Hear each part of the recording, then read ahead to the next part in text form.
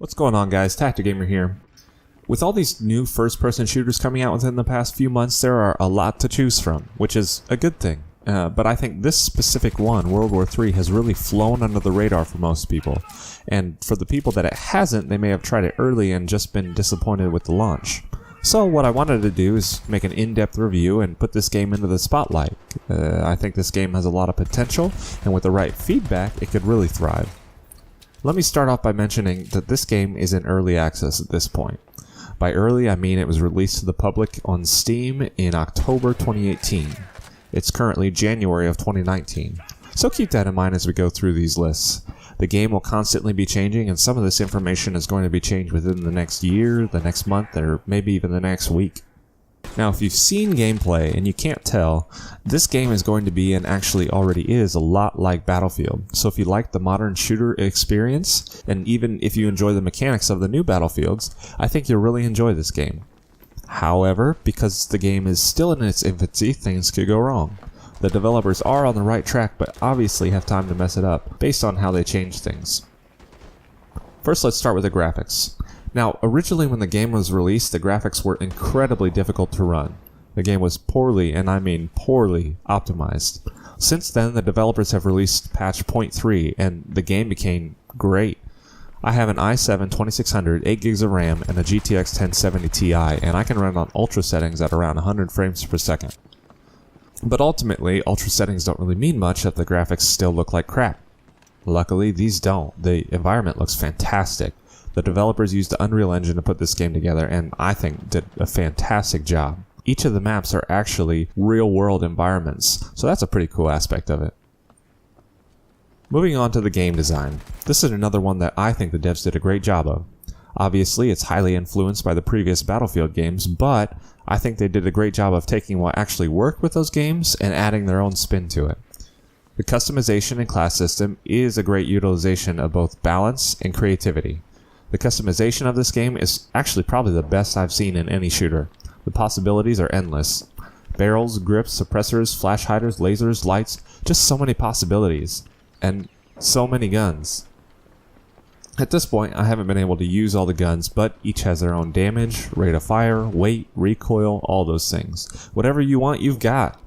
And if there's something you would like, just tell the devs. Since it's in the early access process, they're still open to suggestions. After you've got your configuration, you'll soon be able to customize each part's color and camo as well. Customization also carries over to your soldier. There are many different articles of clothing, paint, vests, helmets, and so on. Armor is also involved in the customization process, and you can choose how effective the armor plates are on your soldier. To balance all this, the game utilizes a weight system. Each soldier can only hold a certain amount of equipment and armor based on the weight of each item. Every attachment, gun, and armor have a certain amount of weight that adds up until a certain capacity is reached.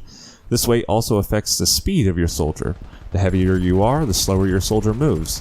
The lighter you are, the quicker your soldier moves. You get the idea.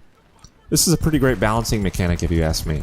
If you want to carry two different heavier guns, you'll have to either sacrifice on armor effectiveness or speed or both. And on the flip side, if you want to play as a zippy soldier, you have to use light guns with light armor and use attachments to improve stability and ADS speed.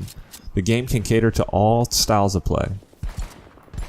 As another positive, the developers are listening and communicating. One of the great things about this game, I think, is that as an indie developer, these developers want and need the game to succeed. The developers want to make money, so they want people to enjoy the game so they can sell more copies. This means they're going to cater to the wants of their players and adjust the game according to feedback. They actually have released a roadmap of how the game will be updated, and it appears there will be at least 3 major updates in 2019, along with smaller updates along the way to improve gameplay. New guns, new maps, and even new movement. I think this type of communication and community drive really bodes well for this game's future. Along with that, I have yet to see any type of microtransaction in this game, and I hope the plan is to keep that out of there. Okay, enough of the good stuff. Let's get to the bad. With all these good things, there are some downfalls to the game as well. The worst part about this game is the current player base. There are just very few people playing the game, and that makes it unfortunate. It makes it difficult to just sit down and start playing the game. A lot of the time you'll get matched in a server where it's just you and another person, and you'll have to play for a few minutes before the people start joining. While this is unfortunate, when they finally join, it's a really great time. There are 2 modes in this game at the moment, Team Deathmatch and Warzone. You can't very well choose which game type you want to play at the moment just because the player base is so small. I enjoy both, and I'm sure there are more to come, though players have to be on the server to actually enjoy the experience. The hype behind this game prior to launch was pretty big, and then the bugs and glitches and also the inability to get into a lobby all turned people off to the whole experience. I think the player base is growing more, though it's taking a lot of time. Until then, it appears the larger matches, like Warzone, are going to be fairly slow until this picks up, but hopefully soon. Next is the bugs. There are a lot of bugs in this game. Obviously, since this game is early, the developers are hard at work finding these bugs. For me, with a 0.3 patch, there seems to be one where when I respawn with my sniper, I'll only have 1 magazine with 10 rounds instead of a total of 40 to 50 rounds.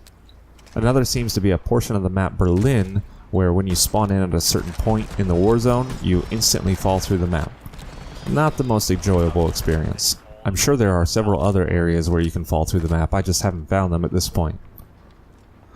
The movement of this game is probably my biggest gripe. It seems a bit clunky.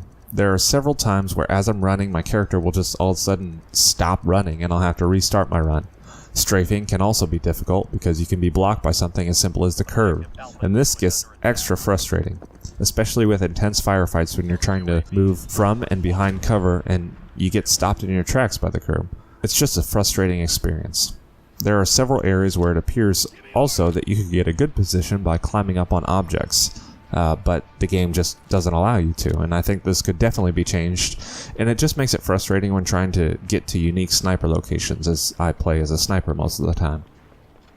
The menus are a little bit difficult to navigate at first. There are a few lack of back buttons or some nondescript things on the main page that make it hard to understand.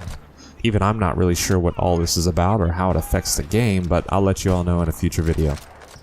Finally, since the game is in such early access, there isn't a whole lot of playable content.